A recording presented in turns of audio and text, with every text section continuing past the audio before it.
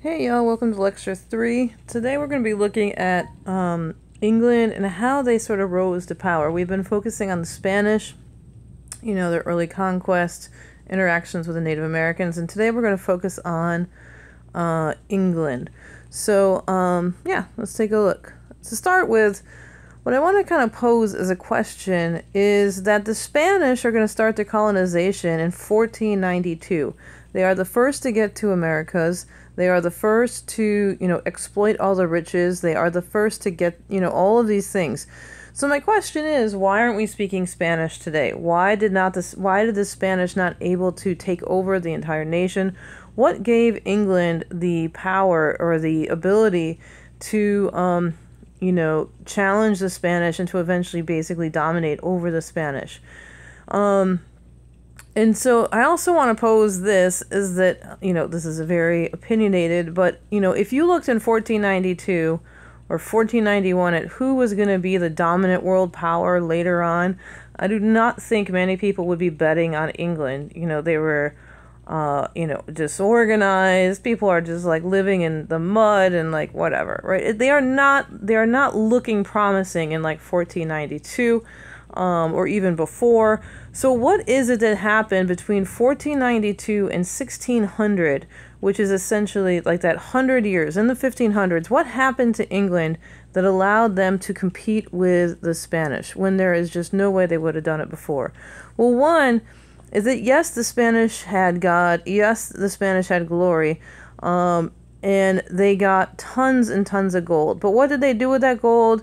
They just swam in it, right? They were just like, gold, gold, gold, luxury goods. We're going to keep it for ourselves. They are not investing it. They are not doing anything productive with it. And so what is going to happen is you are going to get huge inflation in Spain. So with the riches that they are gaining, what they're doing is just basically, increasing the prices of things in Spain, increasing, the discrepancy between the rich and the poor. It is not really benefiting the country as a whole. It's just causing inflation.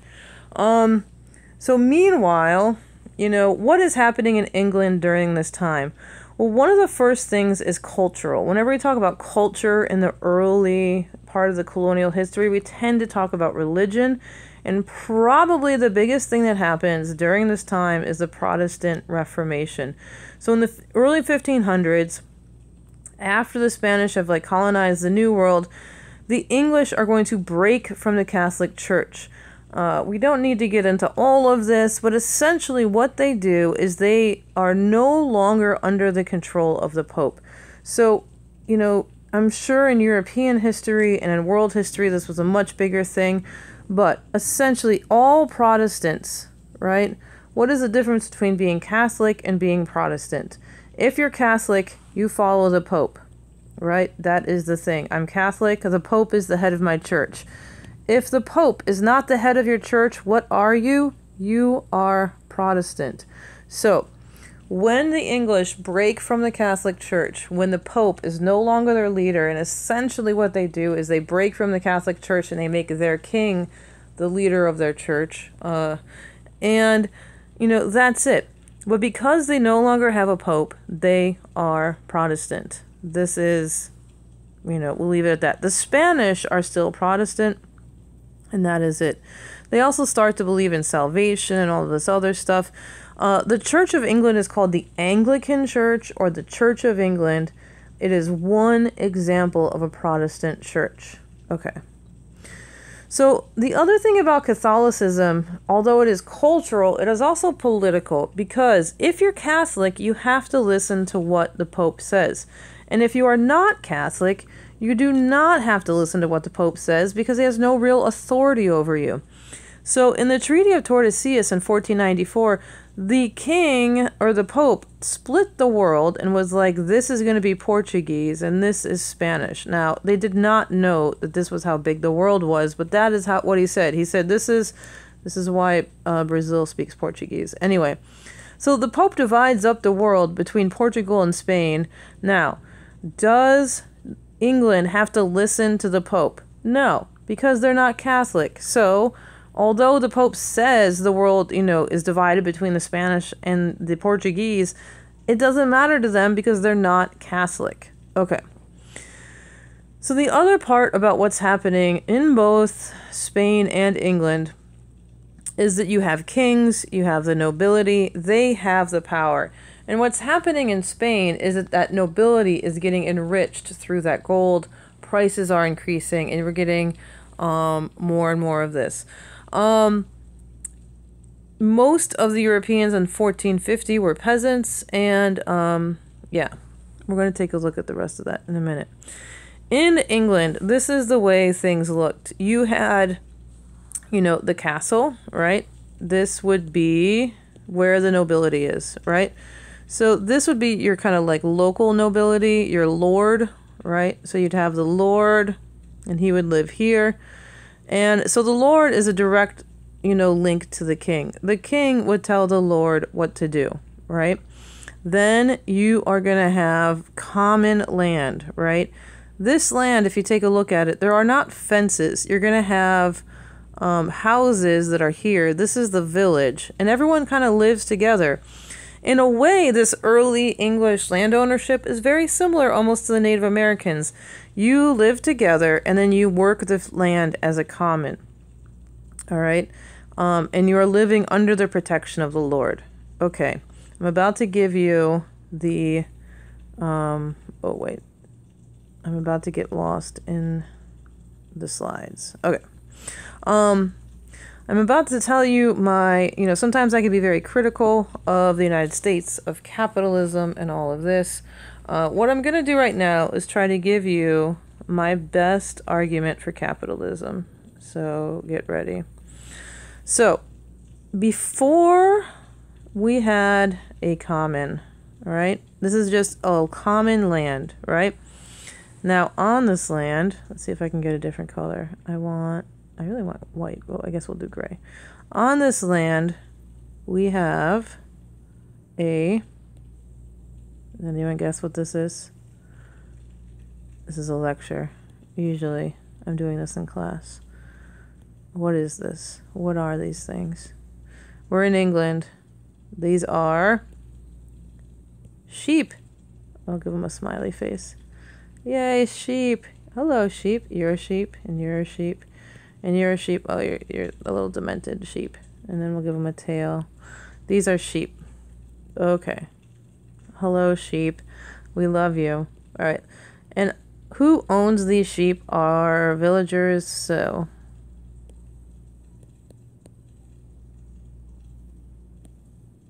let's do 8 sheep. This is really confusing. Oh, 1, 2, 3, 4, 5, 6, 7, 8. All right. So you get the point, right? We have 8 people. 1, 2, 3, 4, 5, 6, 7, 8. And 8 sheep. Now, everything is fine for a while, right? You have the sheep. They are happy. They're eating grass. This is the commons, right? And so if 8 people just kept their sheep on this commons, everything is fine, right? Now, what is going to happen, though, is that this jerk here, we'll call him the jerk, he is going to put an extra sheep on the commons, right? He's going to be like, no one's going to notice if I put an extra sheep on here. And then this guy is going to say, oh, wait, he put an extra sheep on the commons. I'm going to put an extra sheep on the commons. And everyone's going to put extra sheep on the commons, right? And what is eventually going to happen is that this land is going to die, right? The grass is going to be overgrazed, and then all of the sheep are going to die, right? This is called the... let's go to tragedy of the commons, right? The tragedy of the commons is this argument that if you have this commonly held land, people are going to degrade it. They're going to basically misuse it. They're not going to take care of it. And then it all goes bad. A good example of the tragedy of the commons today is like the oceans. Nobody owns the oceans. It's common land. So what do we do with it? We put all our trash in there. We put all of our poop in there. We're just like, hey, What are we going to do with this? Put it in the ocean. It's not ours. It's not anybody's. So let's trash the ocean. Let's trash the air. Let's trash everything that is not privately owned. Okay, let's try another one. So we went over the tragedy of the commons, right? Which was where we had 8 people, right? And they just kind of dumped their sheep on the land. And eventually, the tragedy of the commons made it so that it didn't work, right? Do we remember that? Now, if we take those same 8 people, right, and instead of having the tragedy of the commons, we give this dude, we divide the land. What we're going to do is enclose the land. We're going to do private property. So you own this land, and you own this land, and you own this land, and you own this land. So now we have private ownership of land. You have capitalism. Now, the reason why people think capitalism exists or is a best system ever is that when you own something, you are going to invest in it and you're going to make it better. You're going to what people call improve the land, right? So this dude is smart, right? He's like, I'm going to improve the land. I'm going to make it so that I could put 3 sheep on this land easily, right? And I'm going to do the same thing. People are going to work hard to improve the land, right? And it is going to be more productive. So through private property, through private land ownership, these guys are going to take that same land that could have had maybe 8 sheep before. And now how many sheep do we have? 3 times 4 is 12 sheep. So we went from having 8 sheep to 12 sheep. Now, this does not seem like, a big revolution, but it is. We have more sheep. We have more productivity, we have private land ownership, we have investment, we have all of these things. Now, does anyone see the problem with this system? Right? All right, so this guy has land, and this guy has land, and this guy has land, and this guy has land, right? What is the problem? Is this guy is a loser, this guy is a loser, and this guy is a loser, and this guy is a loser, right? They are losers in the sense that they lost out. What we call these guys is that they are kicked off the commons, right? So we have people who used to be able to just like have a sheep on the commons, and now they are kicked off of the commons, and where are they going to go, right? Some people actually call these a surplus population. So the benefit of capitalism is way more sheep, right? The tragedy, I guess, of capitalism is that not everyone is able to have sheep, right? So the other way you could have gotten over the tragedy of the commons is you just make rules and regulations, right? The other solution to the tragedy of the commons is essentially authoritarianism. You have the king basically say, listen, I will chop off your hand if you have an extra sheep on here. And then nobody does it. Or if they do it under the radar. But capitalists love to use this example as why capitalism is the best system.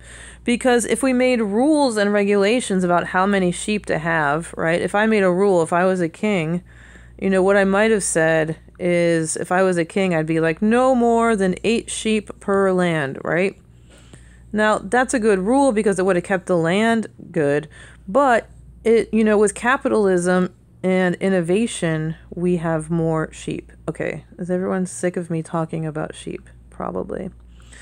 Anyway, sheep. England, capitalism, awesome. Tragedy of the commons, capitalism wins. So with enclosure, right, we get a lot more food, we get a lot more sheep, we get rich landowners, we have parliament, which kind of gets more of these landowners in. We get rid of the common fields and the wasteland used for grazing. But the problem is that the poor are kicked off the common and they become what's called a surplus population. So we have, because of the enclosure system, We have corporations, we have investment, but we also have urbanization, as many of these kind of poor folks are milling around in the cities. They're looking for jobs, they're causing problems, and all of these things. So while Spain is essentially, let's go back, right? While Spain is, Scrooge McDucking it, I'll go to the first, I don't know where I went, right? Spain is like swimming in their gold. They are Scrooge McDucking it, right? England is slowly sheeping their way out of, poverty. They are pulling themselves out of the mud, and they are becoming a superpower through sheep. Not exciting, but anyway.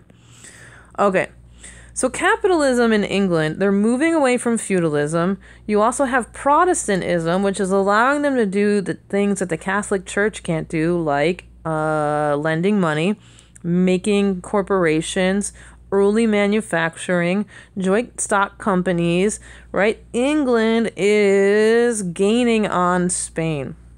And then eventually what's going to happen is that these English are going to defeat the Spanish Armada under Queen Elizabeth. This is a really famous painting. I love this lady. She has got her little hand, if you look on her hand, on the globe, right on, like, she's like, I'm taking this, right? Over here, you have the Spanish Armada. They're like, we're coming. And over here, they're destroyed, right? She is ready to, go out into the world. They are defeating the Spanish. They're fighting the Spanish. They have their capitalism under their belt. They have their Protestantism under their belt. And they are ready to start their colonization. All right. Enough of that. So, also, she's got like arsenic all over her face. It's great. So Richard Hakluyt is the guy who really is the guy who is promoting, colonization to England. He is like hanging out at wharfs. He loves listening to stories. And he is essentially writing to anybody who will listen about the benefits of colonizing. And it's much different than, say, Columbus, who is like God, glory, and gold. He's like the common benefit of poor people, saving a great treasure of the realm. Because we could take these poor and enrich them off the realm. So it's like step one, take our poor people and put them into the new world. Step two, profit. What's in the middle? I don't know, right? So Hakluyt is like, hey, listen, we got all these poor folks. We can make more money if we go into the New World and set up some colonies. We'll make them productive, and that'll be great, right? That is the plan, right? We're also going to set up corporations. So essentially, he's trying to get investors. He's trying to convince folks to go, and he is successful. The first attempt at colonization is Roanoke. Unfortunately, they go to Roanoke before they officially beat the Spanish. So they essentially, Sir Walter Raleigh, who's like Elizabeth's, like, I don't know what. Anyway, people make all these claims about the two of them. Anyway, he is kind of the head of it. He doesn't go, but he's like the head of it. They send settlers to Roanoke. They drop them off. Then they go back to England. But when they go back to England, the settlers are still in Roanoke, and they're supposed to come back with resupplies. But because they are at war with the Spanish, the Queen says no one can use a ship for anything but, like, fighting the Spanish. And so they cannot return. And so they don't return until 5 years later. And when they return, there is no sign of them. And essentially the only thing they find is this word Croatoan. I don't know, if you watch the History Channel, it's aliens. I don't know. They're still trying to figure out what happened to these people. But anyway, it is a failure. At first, in 1584, that is the Lost Colony. But in 1606, they are going to do their first permanent settlement, and this is going to be the Virginia Company. This is a charter. It is essentially a corporation that the Queen is like, go forth, Virginia Company, and settle the New World. This is like if Google settled a colony, right? This is like if Coca-Cola settled a colony. They are a corporation that is going there for profit, trying to make money. And who is going to be going in larger numbers are the poor, who are indentured servants. So Jamestown is the location that they choose in the beginning. It is swampy. There is not any fresh water. That no one who went like really knew how to farm. It's like, you know, if you took a bunch of poor people who weren't doing very well and you were like, hey, go there. And they were like, we don't know what we're doing. They are starving. They are not doing very well. And then they are going to eat each other. The starving time is in 1609. 2 of the 3 colonists are killed by disease or malnutrition. And one of the reasons why they're starving is because the Powhatan, the natives who are around, are no longer feeding them. You can look at this video later if you wanted to, but essentially the reason why we know they were engaged in cannibalism is because we find skeletons with like scrape marks in their skulls where they were like eating them with spoons. And anyway, yeah. Anyway, it's not going well for them for a while. I think I'm going to give you guys this video on Friday to comment on. It's on like Pocahontas, and the piece of Pocahontas. But it also kind of goes over some of these ideas.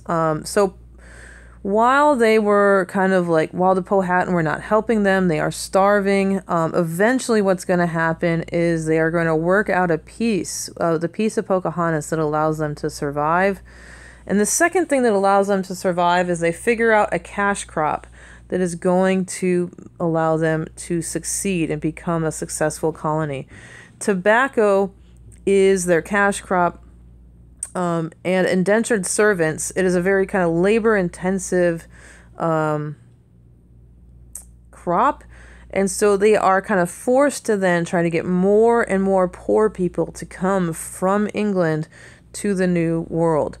And so the way they do that, the way they get incentives is through the headright system, where each person, if you brought over a person, you would get 50 acres of land for each indentured servant.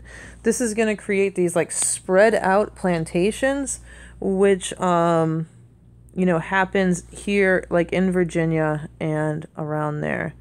So the settlement patterns in Virginia is you would have like, this is Jamestown, right? And then you'd have like another plantation. They're very, very, very spread out. You would have these like plantations, right? And then eventually what's going to happen is if I was an indentured servant, it's for a number of years, and then I'm going to like wander in what people call the back country and set up, I don't need to say that. All right. Okay. So the colony is like it is a corporation, and it's run like with a board of directors. They have some first elected assembly with the House of Burgesses. They do have a royal appointed governor, right? But eventually folks need to have a stronger or a more secure, I don't want to say secure. What do I want to say?